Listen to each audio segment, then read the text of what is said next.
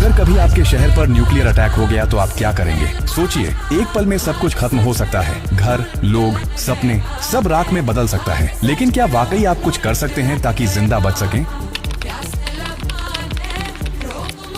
हाँ, अगर आप अभी से तैयार हैं, ये जानकारी जिंदगी और मौत के बीच की दूरी तय कर सकती है। क्योंकि जब एक न्यूक्लियर बम गिरता है तो सिर्फ धमाका ही नहीं होता, उसके बाद शुरू होता है वो खतरनाक खेल जिसे कहते हैं रेडिएशन फॉलआउट। और उसमें जो जिंदा बचता है वो भी धीरे धीरे मरने लगता है। सबसे पहले जानिए कि जैसे ही न्यूक्लियर बम गिरता है, एक तेज सफेद रोशनी आपके सामने आती है। इस रोशनी को देखना मतलब अपनी आंखों की रोशनी खो देना। आप अंधे हो सकते हैं स्थायी रूप से। इसलिए पहला कदम, जैसे ही धमाके की खबर मिले या रोशनी दिखे, तुरंत जमीन पर लेट जाइए, अपनी आंखें और कान बंद कर लीजिए और चेहरे को किसी कपड़े से ढक लीजिए। ये पहली रक्षा है। अब सवाल उठता है कि कहाँ जाएं? तो याद रखिए, अगर आपके आसपास कोई मेट्रो स्टेशन है, बेसमेंट है, अंडरग्राउंड पार्किंग है, तो वहीं भागिए, क्योंकि जमीन के नीचे रहना न्यूक्लियर फॉलआउट से बचने का सबसे कारगर तरीका है। लेकिन अगर कुछ नहीं है तो अपने घर को ही शेल्टर बनाना पड़ेगा। सारी खिड़कियां, दरवाजे बंद कर दीजिए। हर छोटी छोटी दरार को भी किसी कपड़े, टेप या गत्ते से बंद कीजिए। हवा का एक भी रास्ता नहीं खुला रहना चाहिए। अटैक से पहले या जैसे ही खबर मिले, आपके पास सिर्फ कुछ मिनट होंगे। उसी वक्त पानी भरिए, बाल्टी, बोतल, ड्रम, जो भी है।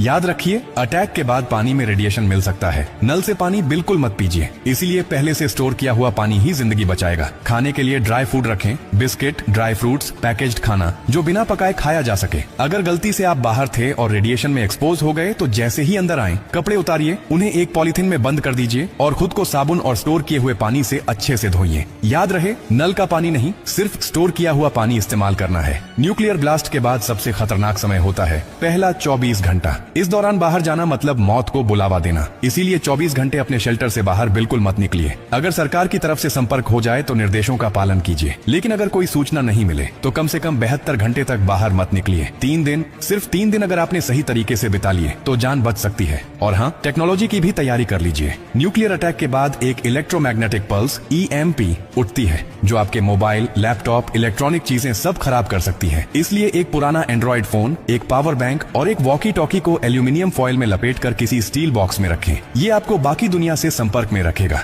सबसे जरूरी बात, घबराइए मत, पैनिक नहीं करना है। हर फैसला सोच समझ कर लीजिए, क्योंकि न्यूक्लियर अटैक एक टाइम गेम है। जो जितना शांत रहेगा, उसकी जान बचने के चांस उतने ही ज्यादा होंगे। और याद रखिए, ये जानकारी सिर्फ आपके लिए नहीं, बल्कि आपके परिवार, दोस्तों, पड़ोसियों और पूरे समाज के लिए है। क्या आप अकेले सुरक्षित रहना चाहते हैं? नहीं ना? तो इस जानकारी को हर उस इंसान तक पहुंचाइए जिसकी जिंदगी की आपको परवाह है। हो सकता है आपकी एक शेयर से किसी माँ का बच्चा जिंदा रह जाए, किसी पिता की आखिरी उम्मीद बच जाए, किसी बहन का भाई लौट कर घर आ जाए। और यही तो असली इंसानियत है। और हाँ, जब आप जिंदगी बांट रहे हैं तो एक वादा भी